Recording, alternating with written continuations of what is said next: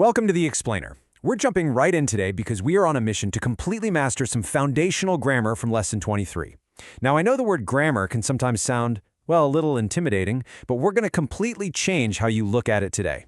Think of words and sentences exactly like Lego bricks, because when you know how the basic pieces snap together, you can build absolutely anything, From a simple, sturdy wall all the way to a massive, complex castle. Today, we're reviewing the basic, simple sentence structure and, more importantly, teaching you how to properly link those basic blocks into really elegant compound sentences. Okay, let's dive into this. Listen to this first example. Science explores the brain. It cannot explain everything. When you hear it out loud, it feels a bit robotic, doesn't it? It's super choppy. Honestly, it's exhausting to read a whole paragraph written like that because it just stops and starts so abruptly. Now listen to this second example. Science explores the brain, but it cannot explain everything. Notice how the addition of just a comma and the word but completely transforms the rhythm?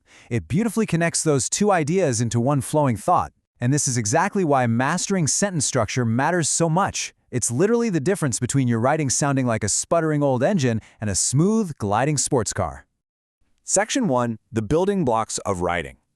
To get to that level of incredibly smooth writing, we first need to understand our materials. Just like any master architect, we really have to start with the most basic, stable unit of a sentence before we can even think about creating those larger, more impressive structures. And that most basic unit?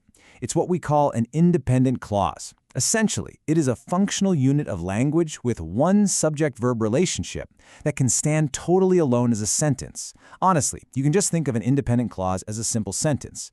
It is the absolute bare minimum requirement needed to form a complete thought. If a piece of writing doesn't have this, it just collapses. It's the sturdy foundation block that literally all academic and professional writing rests on. Section 2. Subject, verb, and object. So what exactly is inside this foundational block? Let's crack the simple sentence open and break it down into its core pieces. Let's visually parse out the mechanics of a thought here. In English, simple sentences almost always follow a very strict pattern. Take the sentence, Chile imports oil from Brazil. Chile is the subject. It tells us exactly who or what the sentence is about. Imports is the verb. It's the action. It tells us what that subject is actually doing. And oil from Brazil is the object. It's receiving the action of the verb. So the subject performs, the verb is the action, and the object receives. Let's try another one. Our teacher, that's our subject, uses, our verb, new technology, the object. This SVO pattern, it is the absolute DNA of English writing. Every single time you want to express a clear fact, you are just snapping these three pieces together. Section 3. The run-on sentence trap. The thing is, as our thoughts get more complex, we naturally want to express larger, way more nuanced ideas. But if we try to do that without relying on those proper grammatical foundations, we fall right into a really common trap. Which brings me to a question I really want you to think about. What actually happens when two simple sentences collide? Like, what happens if you take two of those foundational Lego bricks and just smash them together without snapping them into place properly? Well, you get a grammatical disaster like this. Cognitive psychologists study schemas. Schema theory is about information processing. You literally run out of breath just trying to get through it. This is a classic run-on sentence. It happens when two independent clauses are just shoved together without any punctuation or connecting words whatsoever. And it's incredibly confusing for your reader because they have no idea where one thought ends and the next one begins.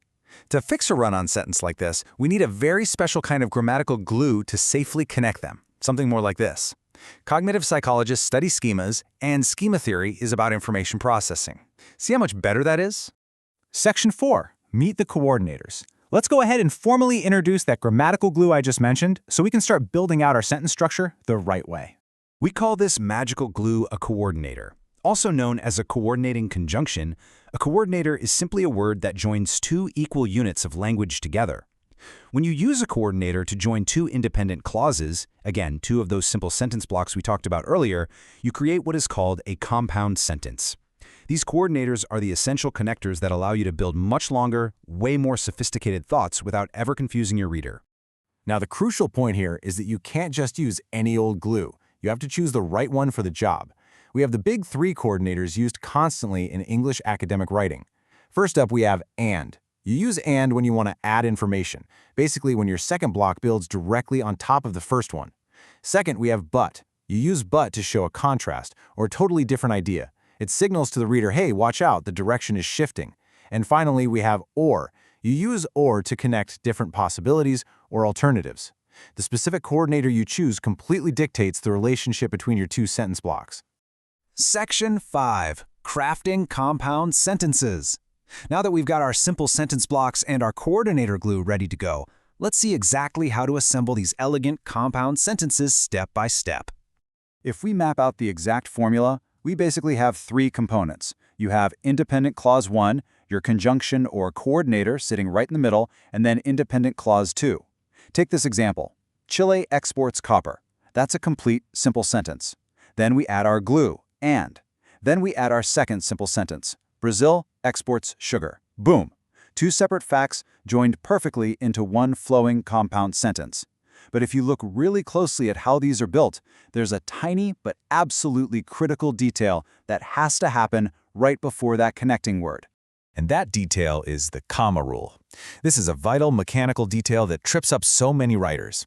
When you are joining two independent clauses to make a compound sentence, you must always use a comma before the connecting coordinator, not after it, before it. So it's clause 1, comma, coordinator, clause 2. I like to think of that comma as the actual click sound you hear when two Lego bricks snap perfectly and securely into place. Without it, the connection just isn't sound. To truly appreciate the power of these coordinators, just look at how easily they can completely change the reality of your sentence. Compare research data supports theories and it may create new models, where we are simply adding information, to research data supports theories or it may create new models. By just swapping out that tiny bit of glue from and to or, we've completely altered the meaning of the entire sentence. Now it's an alternative, it's one or the other. It just goes to show you that coordinators aren't just random punctuation. They are literally the directors of your sentence's logic. So, as we wrap up today's explainer, here is the final ultimate mathematical formula you need for a perfect compound sentence. Subject-verb-object plus a comma plus a coordinator plus subject-verb-object. It is really that simple and it is incredibly powerful. But before you go, I want to leave you with a quick challenge. Pull up the last email you sent today or maybe the last paragraph you wrote for an assignment and look closely at it.